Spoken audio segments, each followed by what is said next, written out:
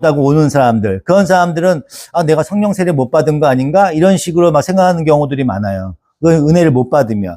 이제 통계적으로 봤을 때 우리 지구상의 인구가 한 60억이라고 생각을 해보면은 60억이었을 때 하나님을 믿는다는 사람이 한 16억쯤 돼요. 16억. 한 20% 정도 돼요. 20%. 근데 그 중에 로마 캐톨릭 있죠. 로마 캐톨릭이 한 9억 정도 된대요. 9억. 그리고 성공회라고 있어요. 성공회가 한 5천만 정도 되고, 오순절, 은사주의 있잖아요. 감리교, 여의도 순복음, 성결교회 이런 교회들 있잖아요. 그런 데가 이제 오순절 계열이라고 하는데, 그쪽이 한 3억 3천 정도 돼요. 3억 3천. 그리고 복음주의, 기독교, 우리 이제 대한예수교 장로회나 이런 교회들이, 전 세계적으로 한 3억 5천 정도 된다고 그러는데요. 3억 5천.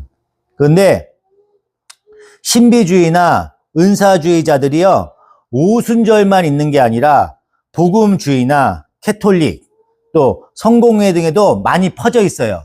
그래서 그 신앙과 이 오순절 계용의 은사주의가 결합이 되어 있는 경우가 많다고 하더라고요.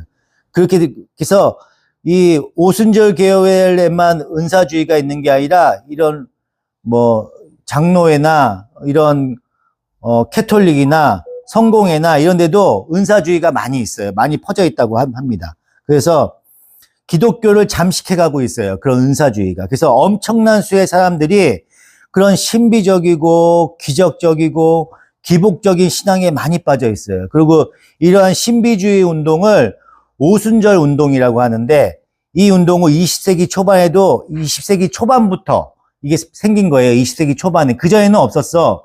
감리교에서 처음에 그게 생긴 거거든요. 감리교에서 처음 생긴 다음부터 20세기부터 생긴 거예요. 이 오순절 계열이. 그들의 주장에 따르면요, 성도는 반드시 구원을 받은 이후에 성령을 받아야 된다고 얘기를 해요. 성령을 받아야 된다고 얘기를 해요. 그리고 그들은 두 번째로 성령을 받아야 된다는 거야. 그러니까 내가 하나님을 지금 믿고 있어도 또 성령 세례를 받아야 된다고 얘기를 한다고요. 그렇게 얘기를 해요. 두 번째 성령 세례라고 얘기를 해요. 그거를. 그렇게 보통 얘기를 하는데, 그걸 받아야 성도는 완전 성화가 된다고 얘기를 해요. 그전에는 성화가 이루어지지 않는다고 얘기를 해요. 그래서 좀 더 나은 성숙한 신앙인이 되기 위해서는요, 반드시 성령 세례를 받아야 된다, 이렇게 주장을 한다고요. 그래서 그렇게 되면요, 완전 성화도 가능하다고 그들은 주장을 해요. 그런 얘기를 합니다. 그런데 오늘은 우리가 왜 성령을 받아야 하며 성경이 말씀하고 있는 성령 세례가 무엇인지 성경을 근거로 해서 저희가 이제 명확하게 이제 밝혀보려고 합니다.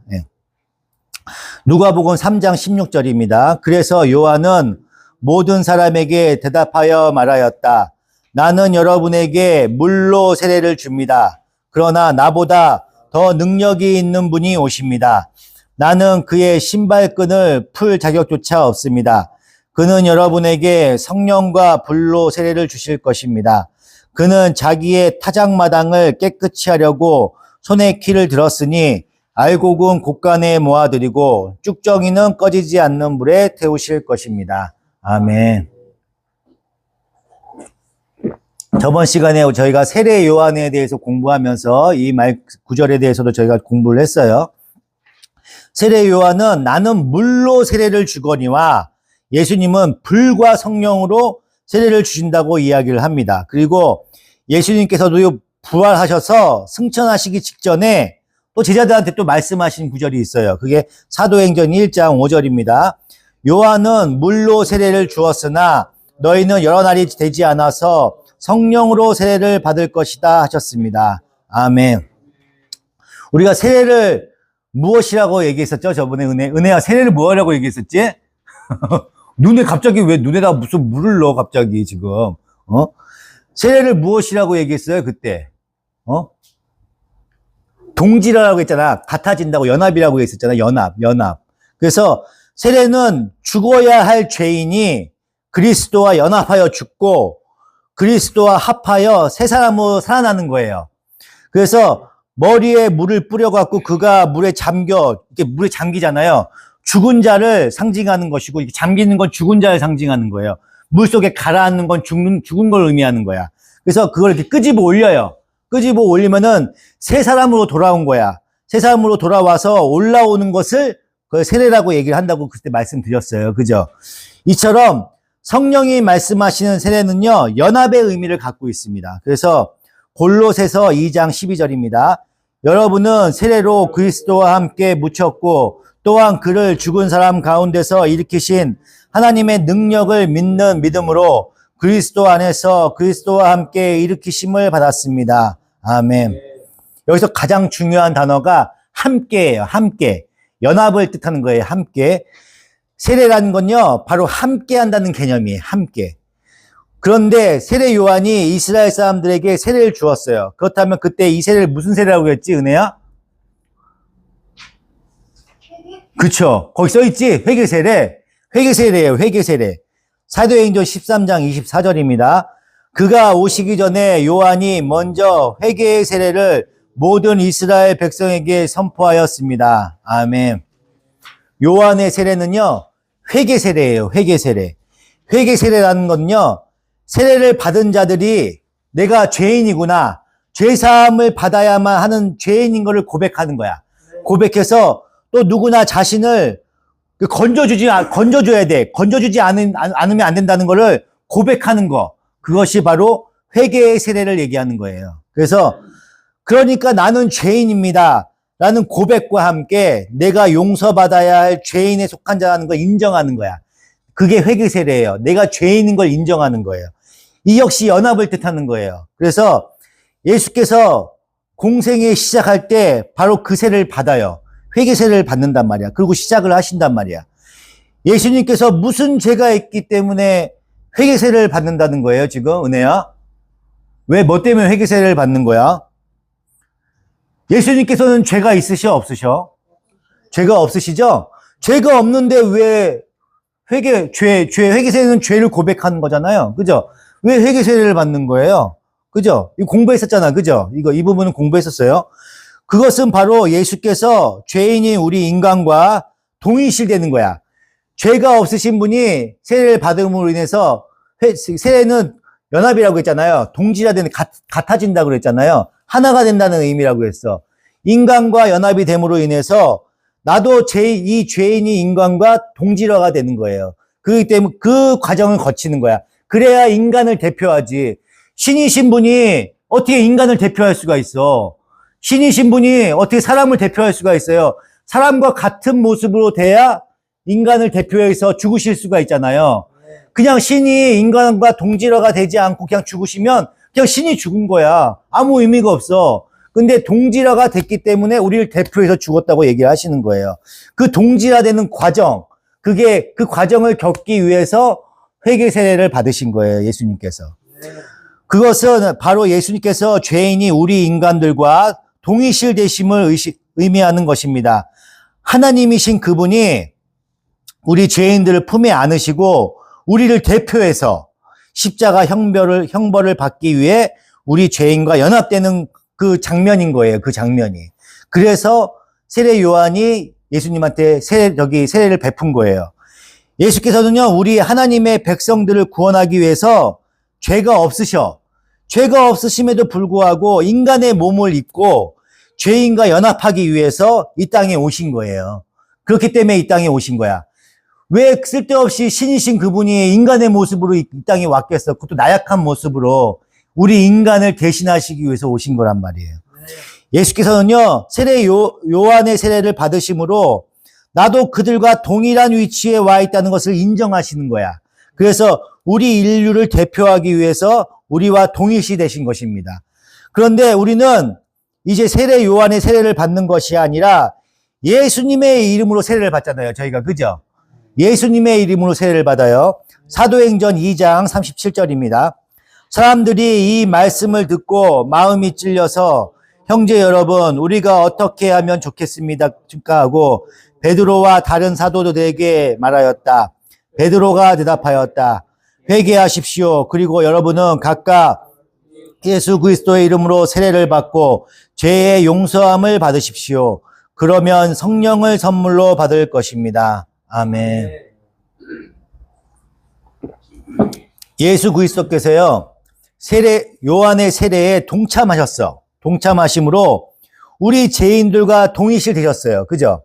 동일시 되셨다면 이제 우리는요, 예수 그리스도의 이름으로 세례를 받음으로 인해서 예수님과 연합이 되는 거야, 우리가. 그런 뜻이에요, 지금 이 얘기가. 로마서 6장 3절입니다. 여러분은 그리스도 예수와 연합하는 세례를 받은 우리 모두가 그분의 죽으심과 연합하는 세례를 받았다는 것을 알지 못합니까? 그러므로 우리는 그분의 죽으심과 연합하는 세례를 받음으로써 그분과 함께 묻혔습니다. 이것은 그리스도께서 죽은 사람들 가운데서 아버지의 영광으로 살리심을 받은 것과 같이 우리도 새로운 생명 가운데서 살아가게 하려는 것입니다.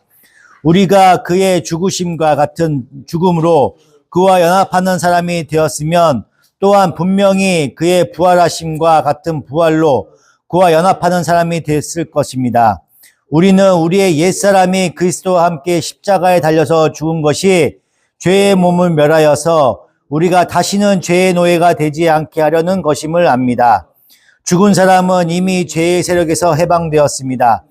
우리가 그리스도와 함께 죽었으면 그와 함께 우리도 또한 살아날 것임을 믿습니다. 아멘. 여기 로마서 말씀처럼 세례라는 것은 이렇게 연합의 의미가 있는 거예요. 우리가 예수 그리스도의 이름으로 세례를 받는 것은요, 나는 이제 예수와 함께 죽고 예수의 다시 서심, 즉 부활에 동참하는 자가 된다는 그런 얘기를 하는 거예요. 그런데 요한의 세례는 물로 세례를 주잖아요. 왜 물로 베풀까요, 세례를? 그 말씀이 베드로전서 3장 20절에 있습니다. 그 영들은 옛적에 노아가 방주를 짓고 있는 동안에 곧 하나님께서 아직 참고 기다리실 때에 순종하지 않던 자들을 말하는 것입니다. 그 방주에 들어감으로써 물에서 구원받은 사람은 겨우 8사람밖에 없었습니다. 그것은 지금 여러분을 구원하는 세례를 미리 보여주신 것입니다. 세례는 육체의 더러움을 씻어내는 것이 아니라 예수 그리스도의 부활을 힘입어 선한 양심을 가지려고 하나님께 드리는 호소입니다. 아멘. 노아의 방주가 상징하는 게 그때 뭐라고 했죠? 노아의 방주? 노아의 방주. 예수 그리스도를 의미한다고 했죠? 노아의 방주가. 노아의 방주는 예수 그리스도를 상징하는 거예요. 저주의 물을 방주가 대신 맞는 거야. 대신 맞고 그 안에 하나님의 택하신 피조물들이 살아나는 거. 그것이 노아의 방주가 담고 있는 복음을 얘기하는 거예요. 물은 모든 육체를 그 아래로 삼켜요. 삼키고 사망으로 끌고 가는 거야. 물속에 깊이 들어가면 죽잖아요. 죽잖아. 그걸 죽는다는 게 사망으로 끌고 가는 걸 의미하는 거예요. 그래서 그게 성경에서 상징하는 거거든요. 물은 이렇게 저주와 심판, 죄와 악을 상징하는 것이에요. 그래서 베드로가 물 위를 걸을 때도 예수님을 바라보고 걷다가 큰 파도가 쳐요. 큰 파도가 칠 때 예수님한테 그 바라보던 시선을 놓치고 파도를 바라보잖아요. 파도를 바라봄으로 인해서 물속에 빠진다고. 그래서 파도는 죄악, 세상을 뜻해, 세상. 우리가 세상을 바라보면요, 하나님한테 시선을 놓쳐버려요. 세상을 바라보면은 그 하나님을 놓쳐버리기 때문에 그 죄악된 물속에 빠져버린다고. 그래서 그 물속에 갇혀버리는 거야. 그래서 우리가 하나님의 그 시선을 놓쳐버리면 이 성전에 안 나오고 밖에 나가서 놀기를 좋아하는 거야. 밖에 나가서 얼마나 좋아요. 그 노는 게 술 마시고 노래하고 춤추고 담배 피고 그 노는 거 얼마나 즐겁습니까? 거기에 빠져버리면 하나님한테 시선을 놓쳐버립니다. 그 과정을 얘기하는 겁니다. 그래서 물은 심판을 의미하는 거야. 죄와 악을 상징하는 거예요. 근데 이 저주의 물에서 건짐을 받기 위해서요, 우리가 타야 하는 방주, 배는 그 물이 없으면 뜨질 않아. 그죠? 물이 있어야 뜨잖아요. 그러므로 물은 사망을 초래하기는 하지만요, 어떤 것에는요, 그것이 힘이기도 하고 생명이기도 한다는 얘기예요. 다시 얘기하면, 우리 자체로는 물에서 떠오를 수 있는 방법이 없어. 물에 들어가면 무조건 빠질 수밖에 없잖아요, 우리는요. 근데 그 사망을 초래해. 근데 어떤 거에는 그 힘이 돼. 생명이 돼. 그게 왜냐면, 우리 자체는 물에 빠지면 죽어. 근데 배 안에 들어가 있으면요, 그 물로 인해서 우리는 오히려 죽어야 할 자하고 분리가 돼. 물 밖에 있는 사람들, 배 밖에 있는 사람들은 물 속에 가라앉잖아. 배 안에 있는 사람은 떠오른단 말이에요. 그러면 가라앉는 사람과 떠오르는 사람은 구별되는 거죠. 하나님을 믿는 사람하고 믿지 않는 사람들은 이렇게 구별되는 거야. 우리가 거룩으로 가잖아요. 거룩의 의미가 구별이에요. 구별. 분리야, 분리. 내가 주님을 바라보는 사람과 주님을 바라보지 않는 사람, 구분을 얘기하는 거야. 심판도 그냥 무조건 때리는 게 아니야. 구별을 얘기하는 거야. 믿는 사람들은 구원을 주시고 믿지 않는 사람들은 벌을 주시는 거예요. 그게 심판이거든요. 그래서 거룩과 심판과 이 물은 다 구별을 나타내는 거예요. 구별하는 거. 네. 그래서 구별되는 거예요. 분리가 되는 거야. 그래서 요한의 세례는요, 물 아래 죽어 마땅한 자들인 것을 인정하는 것과 내가 아닌 다른 분에 의해서, 물 위에 뜰 수 있는 구원을 바라보는 거야. 내 스스로는 뜰 수가 없어. 내 스스로는 뜰 수가 없으니까, 제발 누가 나를 좀 건져줬으면 좋겠다. 이렇게 하는 거예요.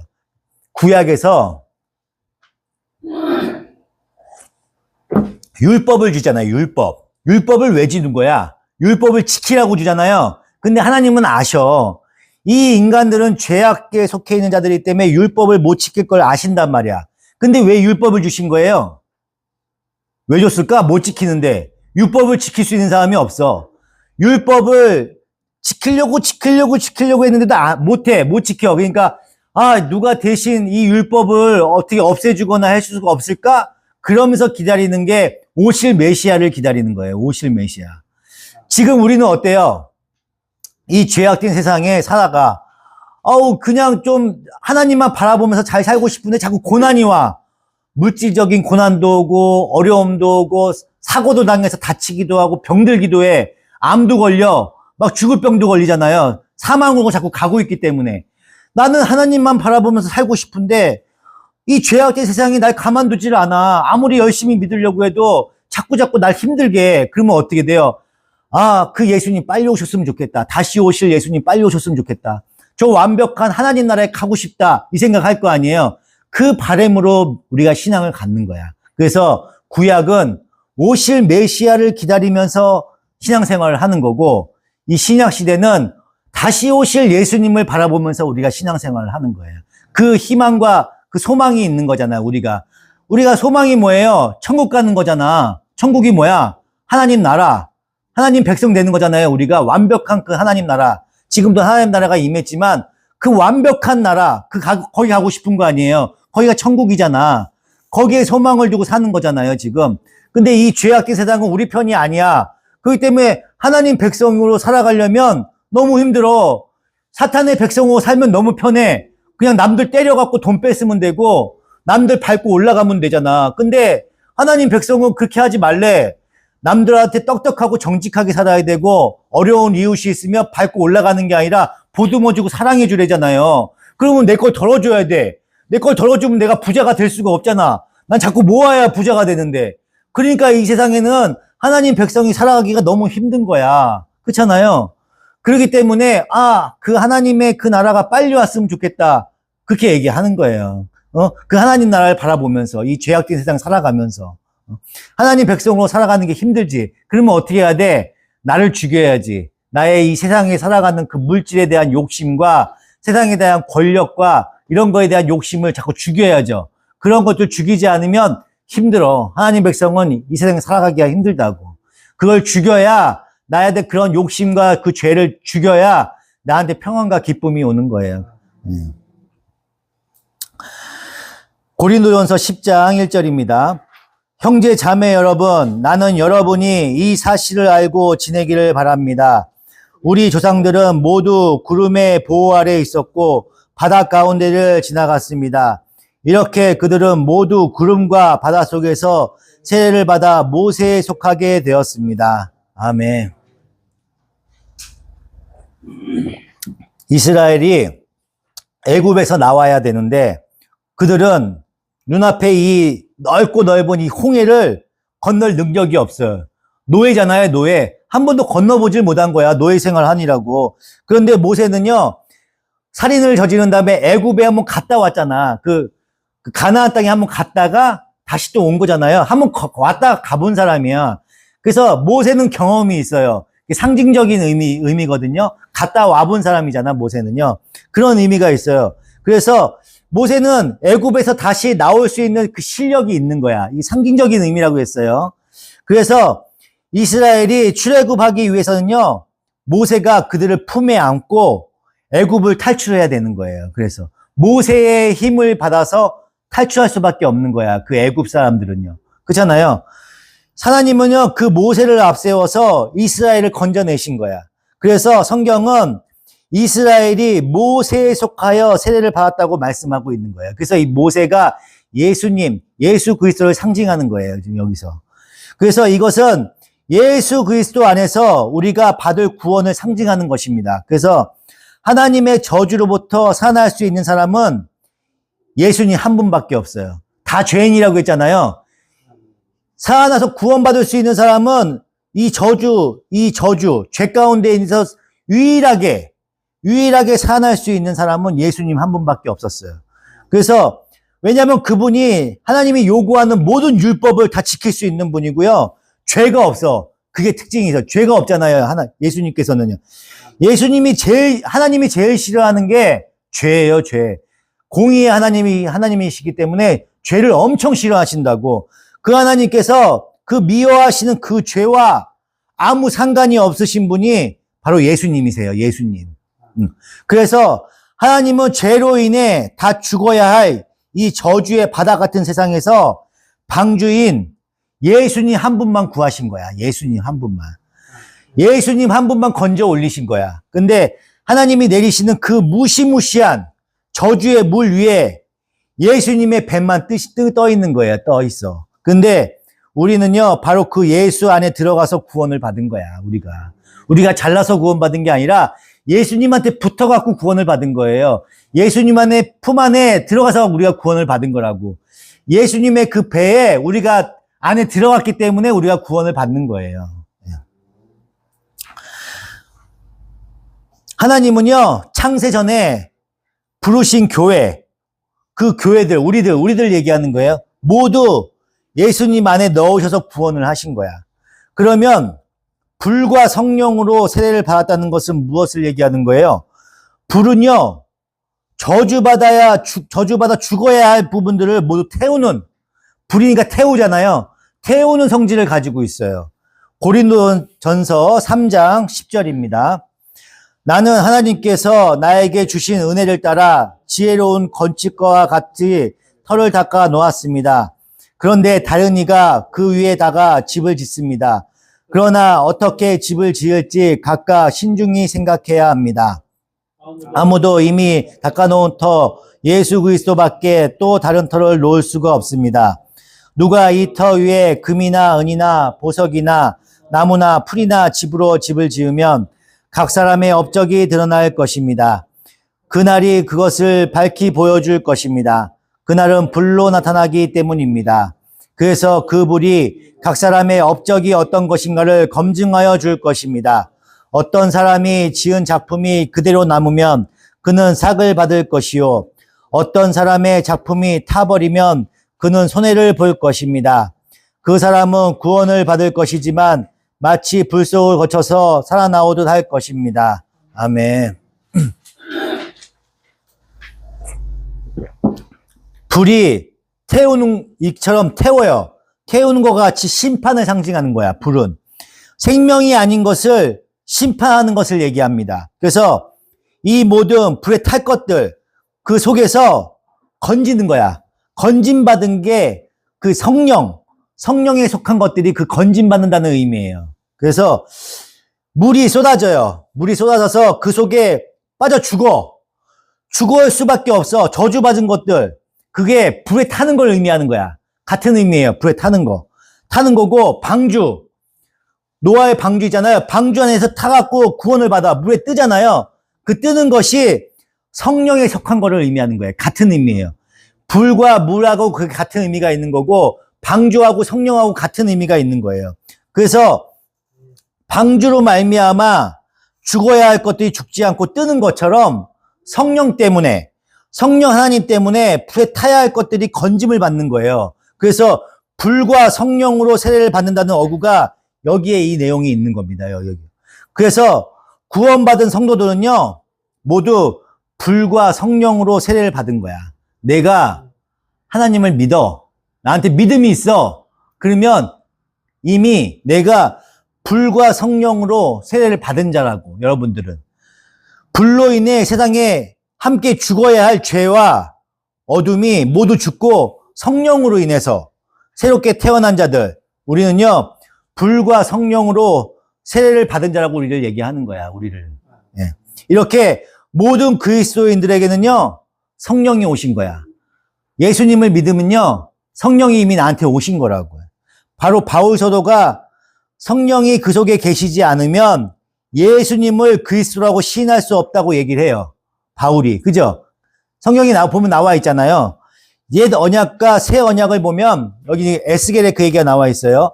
하나님께서 내가 너희에게 새 영을 부어서 너희 마음을 새롭게 창조하여 너희를 구원해내겠다고 하는 구절이 나와요. 이 에스겔에 나오거든요. 그 영이 바로 성령님이신 거예요. 성령님. 우리 죄인들을 새롭게 창조하기 위해서 우리 안에 들어오신 분, 그분이 바로 성령 하나님이십니다. 고린도전서 12장 3절입니다. 그러므로 나는 여러분에게 알려드립니다. 하나님의 영으로 말하는 사람은 아무도 예수는 저주를 받아라 하고 말할 수 없고, 또 성령으로 감동하지 않고서는 아무도 예수는 주님이시다고 말할 수 없습니다. 아멘. 내 안에 성령이 계시지 않으면 예수님이 주라고 얘기할 수 없다니까. 그 믿음이 생길 수가 없어요. 나한테 내가 예수님을 믿는 그 믿음이 있으면 내 안에 성령님이 계시는 거라고요. 그래서 이렇게 이미 예수를 주라 고백하는 여러분 안에는요, 성령님이 이미 계시는 거예요. 와 계시는 거라고. 그 성령님이 어떤 역할을 해요? 우리한테. 우리를 저주와 물에 뜨게 하시는 거야. 그 뜨게 하는 역할을 하는 거야. 구원의 역할을 하시는 거야. 예수님께서. 이 성령 하나님께서. 로마서 8장 9절입니다. 그러나 하나님의 영이 여러분 안에 살아계시면 여러분은 육신 안에 있지 않고 성령 안에 있습니다. 누구든지 그리스도의 영이 없으면 그리스도의 사람이 아닙니다. 그리스도께서 여러분 안에 살아계시면 여러분의 몸은 죄 때문에 죽은 것이지만 영은 의 때문에 생명을 얻습니다. 예수를 죽은 사람들 가운데서 살리신 분의 영이 여러분 안에 살고 계시면 그리스도를 죽은 사람들 가운데서 살리신 분께서 여러분 안에 계신 자기의 영으로 여러분의 죽을 몸도 살리실 것입니다. 아멘. 우리의 육신이 아무리 불가능하고 추악해요. 죄 가운데 있어. 근데 우리 안에 성령님이 계셔요. 우리 안에 성령님이 계시면요, 우리는요, 저주 아래 떨어질 수가 절대 없어. 왜냐면요, 성령님께서는 완전한 하나님이셔. 우리 삼위일체 하나님 공부했죠? 성부 하나님, 성자 하나님, 성령 하나님은 각각이 다 완전하신 하나님이시라고. 그 완전하신 하나님이 내 안에 들어와 있다고. 내 안에 들어와서 나랑 연합이 돼 있어. 그러면 그 완전하신 그 하나님께서 이제 예수님께서 그 영광스러운 하늘 위에 보좌 위에 올라가 계시잖아요. 그러면은 성령 하나님도 그 보좌에 올라가실 분이라고요. 그 올라가실 분이 우리 안에 있는 거야. 그러면 당연히 우리도 함께 올라갈 수밖에 없는 거예요. 내가 아무리 죄 가운데 있어도. 그래서 성령 받은 자는 그래서 고귀한 신분이라고 얘기하는 거야. 그래서 예수님께서 우리를 형제라고 얘기를 하시는 거고. 내 안에 성령님이 계셔. 내 안에 성령님이 연합되어 있다고. 그 연합된 그 하나님은 죄가 없으시잖아. 죄가 없으신 그 하나님이 내 안에 들어와 있는데 우리가 어떻게 지옥에 갈 수가 있어요? 그 죄가 있어야 지옥에 갈 수가 있잖아요. 근데 내 안에 성령 하나님이 하나가 됐단 말이야. 그렇기 때문에 내가 지옥에 갈 수가 없는 거예요. 같이 딸려 올라가는 거예요. 그래서 한번 구원받은 사람은 절대 구원을 잃지 않아요. 한번 연합된 자는 내 의지와 상관없이 구원을 받는 거야. 근데 구원받은 사람은 드러날 수밖에 없어. 하나님의 백성으로 살아갈 수밖에 없다고. 나는 구원받았어. 나 구원받았으니까 이제 막 살아야지. 나 구원받았으니까 나 이제 교회 안 나가도 돼. 이런 사람들은 성경에서 뭐라고 얘기하냐면 가라지라고 얘기한다고. 가라지. 구원받지 못한 자. 하나님께서 올라가면은 하나님께서 너 누구냐 그렇게 얘기한다고. 애초부터 그 사람도 구원받지 못한 거예요. 그러니까 이게 더 무서운 거야. 기회가 하나님을 잠깐 버렸다가 다시 돌아오면은 다시 믿음이 생기면은 구원받는다고 하면은 감사할 텐데 내가 노력하면 되잖아. 근데 나한테는 믿음이 안 생겨서 하나님을 떠났어. 그러면은 그 사람은 믿음이 없는 거지. 근데 나중에 또 내가 그 안에 성령님이 계셔서 믿음이 올 수가 있어요. 하지만 내가 노력해서 되는 게 아니라는 얘기지. 이게 무서운 얘기죠. 내 노력으로 되는 게 아니라는 거. 하나님께서는요, 예수로 말미암아 우리에게 주시고자 하시는 그 구원의 보증으로 내가 반드시 너희들을 내 백성으로 만들어서 너희들을 새하늘과 새 땅으로 인도하겠다. 그런 보증으로 성령님을 우리한테 보내주신 거야. 그래서 예수님이 내가 가야 다른 보혜사, 그 성령 하나님을 얘기하시는 거거든요. 그 보혜사가 온다고 했어요. 그래 너희들한테 유익이 된다고 그랬잖아요. 그죠? 우리한테 연합이 되기 때문에 유익이 된 거야. 그러니까 이 인간들은 죄가 많아서 구약 때도 아무리 성부 하나님께서 아무리 이 인간들을 돌아오라고 했는데 아무도 못 돌아오잖아요. 하나님과 우상하고 겸해서 섬기잖아. 지금도 우리도 하나님을 믿는다고 하지만 우상하고 겸하잖아. 하나님도 사랑하지만 돈도 사랑해. 하나님도 사랑하지만 다른 종교도 사랑하고 하나님도 사랑하지만 내 남편을 더 사랑하고 그렇잖아요. 이 겸하는 이것도 우상이라고 그랬어요. 이것도 믿지 않는 거라고 얘기했다고. 하나님이 항상 먼저야 된다고요. 모든 거에서 하나님이 우선이 돼야 된다고요. 나를 우선으로 하면요. 그것도 우상이야.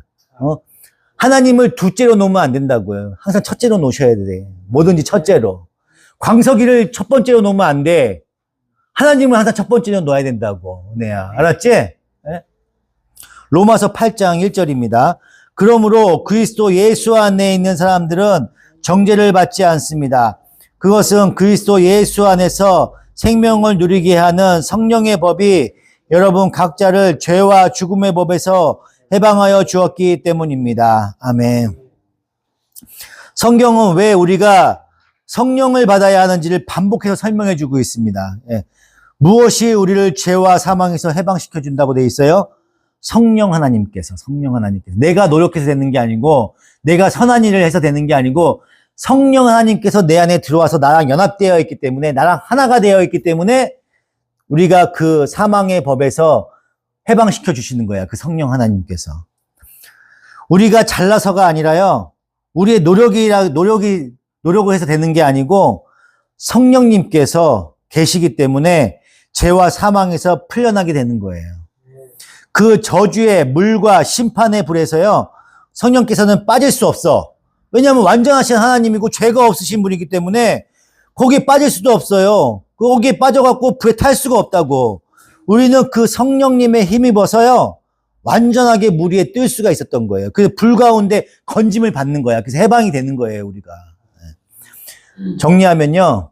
그래서 우리가 예수님을 믿어야 되는 거고요. 예수님을 믿어야 구원이 있는 거야. 부처님 믿으면 구원이 있는 게 아니에요. WCC가 주장하는 것처럼 모든 종교에 다 구원이 있는 게 아니에요. 오로지 예수 그리스도로만 구원이 있는 겁니다. 이걸 명심하셔야 돼. 그래서 너희들은 왜 이렇게 이기적이야? 왜 너희들한테만 구원이 있다고 그래? 다 구원이 있다고 얘기해야 좋은 게 좋은 거잖아. 좋은 게 좋은 게 아니라고요. 우리는 그렇게 독선적인 종교예요. 하나님이 우상을 섬기지 말라고 했잖아요.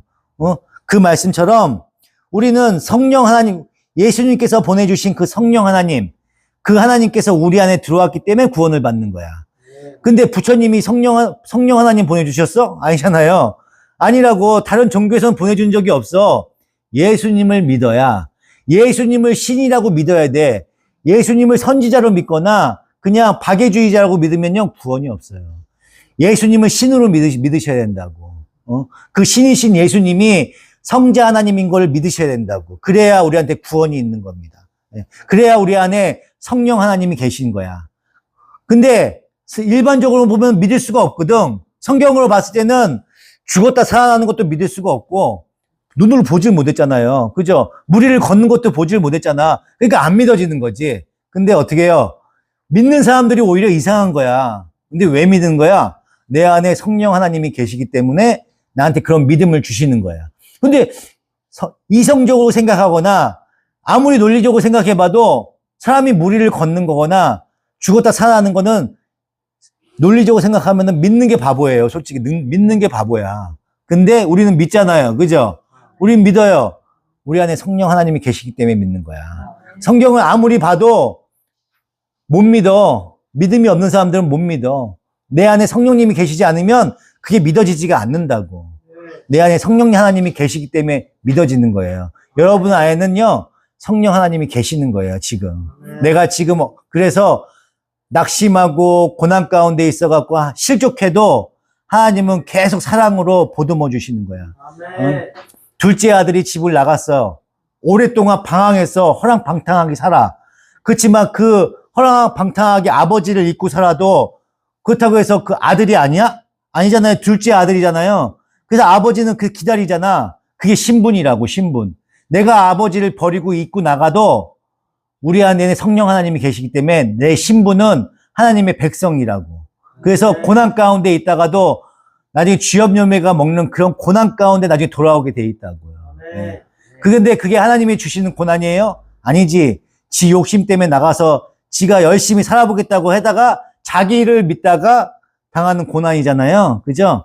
그 고난 가운데 다시 돌아오게 되는 거예요. 정리하면 오순절 개헌이나 감리교에서처럼 성령 세례를 또 받아야 된다는 말은요, 성경과 맞지가 않는 거야.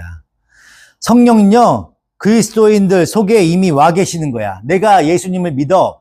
내가 그리스도인이에요. 그러면 내 안에 성령님이 계신다고. 근데 부흥회 갔을 때 성령을 받아야 된다고 얘기하는 거는요, 이 사람들 다 그리스도인이 아니라고 얘기하는 거예요.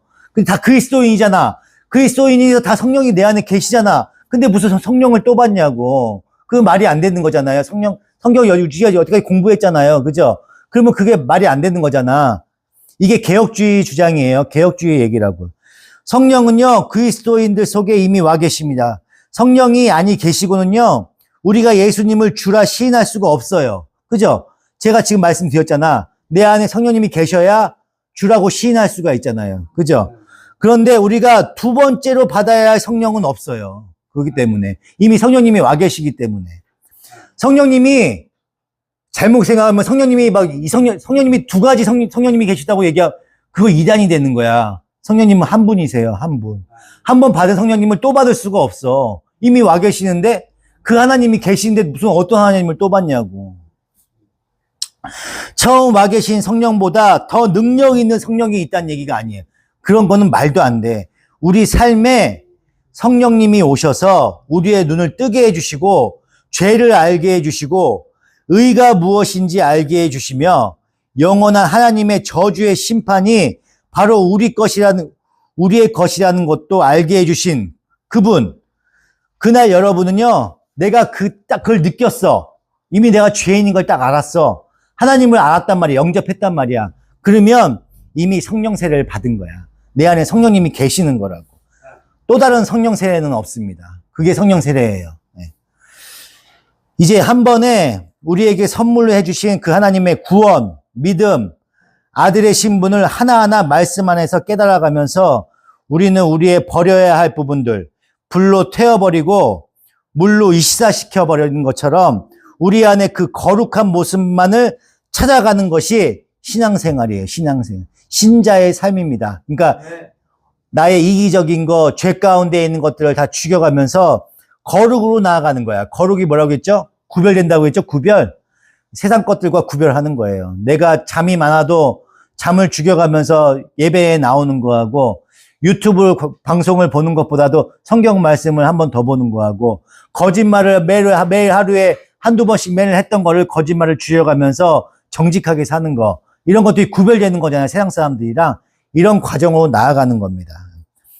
엉뚱한 곳에서 성령 세례를 찾으면 안 돼요. 그리고 성경을 많이 읽으셔야 돼. 많이 읽으시면 거기서 올바른 믿음이 와요, 나한테. 성경 말씀을 통해서 뭐든지 찾으셔야 돼. 사람들의 그 입에서 나오는 얘기보다도 그 얘기가 성경 안에 있는지 없는지를 찾아보셔야 돼. 성경은 진리라고 우리가 얘기했잖아요. 그 진리의 말씀에서 답을 찾으셔야 된다고. 그 진리의 말씀에 없는 얘기들은요, 우리가 한번 이렇게 걸러 들으셔야 돼. 이 성경에 나오는 이 말씀만 진리예요. 이 밖에 있는 말씀들은 우리가 그게 진실인지 아닌지를 몰라. 알 수가 없어. 그럼 어떻게 해야 돼? 성경에 있는 말씀만 믿어야지. 여러분들도 성경을 통해서 올바른 믿음을 쌓아가는 귀한 성도들이 되시길 축원드립니다. 이게 기도하시겠습니다. 하나님의 크신 은혜와 사랑에 감사합니다. 주님께서 베풀어 주셔서 이렇게 수요 예배 가운데 귀한 하나님의 말씀 배우는 시간 허락하여 주심이 감사합니다. 하나님을 바르게 믿고 바른 믿음 가운데 신앙을 쌓아가면서 바른 신앙 가운데 하나님을 영접할 수 있는 귀한 성도들 될 수 있도록 축복하여 주시옵소서. 세상에 좌나우나 치우치지 않고 말씀 가운데 기도 가운데 하나님을 만날 수 있는 귀한 성도들 될 수 있도록 축복하여 주시옵소서. 감사드리며 우리 주 예수 그리스도 이름으로 기도드리옵나이다. 아멘. 다 같이 주여 한 번 부르고 기도하시겠습니다. 주여